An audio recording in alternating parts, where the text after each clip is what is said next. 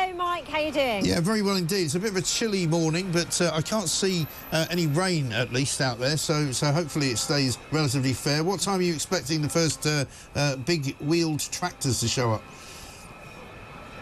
Well, I'm just looking up Whitehall, and they're here. They've started to arrive.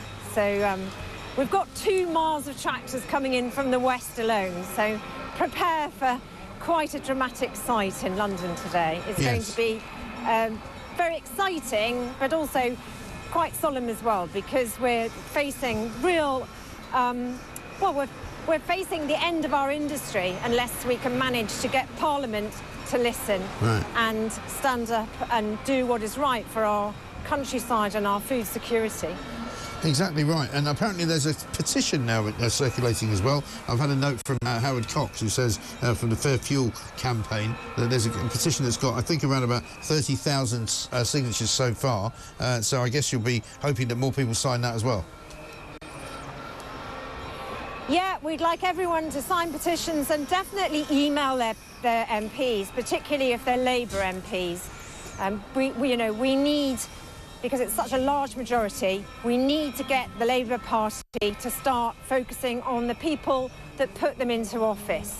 And they've got to be representing their constituents, because if there's food shortages and problems, you know, they're going to be held to account. And that's why we're here. We want people to know that this government is trying to destroy our food and our countryside. Yeah. And if they don't change their mind, we're going to be in a very vulnerable position. It's manna from heaven for our enemies if they know that we don't have any food security.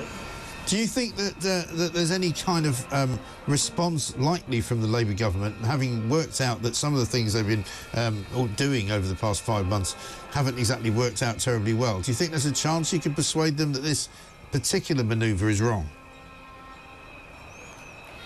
Look, Mike, I've never known farmers as united and as angry as they are. And, you know, we don't just have pitchforks anymore, we've got big machinery. So are we more determined? Are we stronger than Keir Starmer? We jolly well are, and we are not going to give up. We are beginning to ramp this up, and we will continue to make life very difficult for this government until they change their mind. But we want to take the public with us, and so we hope they support us, because we work for them, and we all work hard in all weathers. And we do other jobs, clearing the snow when it comes, cutting the hedges, helping with trees that get blown down. Our farms flood so towns and houses don't. You know, all of these things we do for the British public and for our country. And this government just want to throw us away. And we're not going to go away easily. Just seen a tractor go past behind you there. There's another one there as well. Good to see the hardware.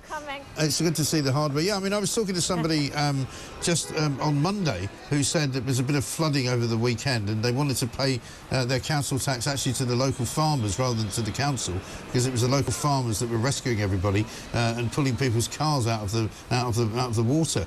And you know, it's again, as you say, things that happen in the countryside that this Westminster bubble crowd don't seem to even be aware of. No, I mean, look, they've got a grudge against the miners and Thatcher, and they're trying to repay it. I mean, I come from South Wales originally. I lived through the miners' collapse, but the mines were a blot on the landscape, and, you know, there were many days when you heard those sirens go off and people died in the mines. You know, there is no comparison between mining and farming. You know, farming is we do something that we all absolutely rely on, and also it has the added benefit of making the country look beautiful. And this government think that the country are going to say, yeah, get rid of our countryside and our farmers and our food, so that we fall to rely on other countries around the world to feed us as long as they can. And when those countries have got food shortages, they're not going to be sending food here, Mike, are they? No. They're going to feed their own people before they feed us. Exactly right. So, you know, as I said, this is such an important issue and fight for everybody to really wake up, because it's serious. It's serious. And Keir Starmer lied to all of us, but he lied to us farmers in our conference.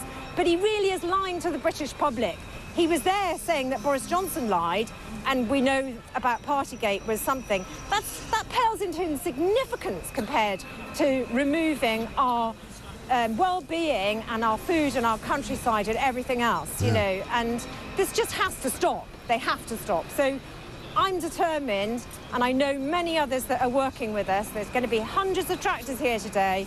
All of these farmers are united, and we're saying, actually, we were here for generations before you, Sir Keir Starmer, and we're going to make sure that we outlive you. We will fight this every step of the way. And has anyone from the government offered any sort of olive branch to come and talk to you, or to at least consider what you're saying?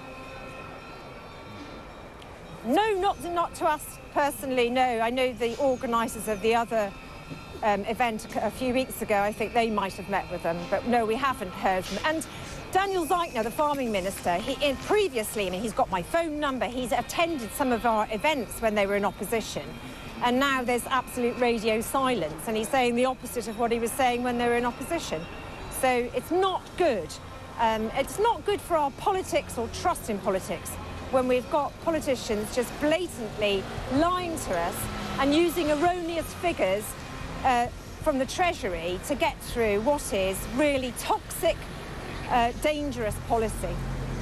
Yeah, absolutely. It seems incredible, doesn't it? Well, we wish you luck, Liz. Have a good day and enjoy it. And hopefully the pressure will build and build and build on this government, and they'll finally realise they've made yet another massive blunder.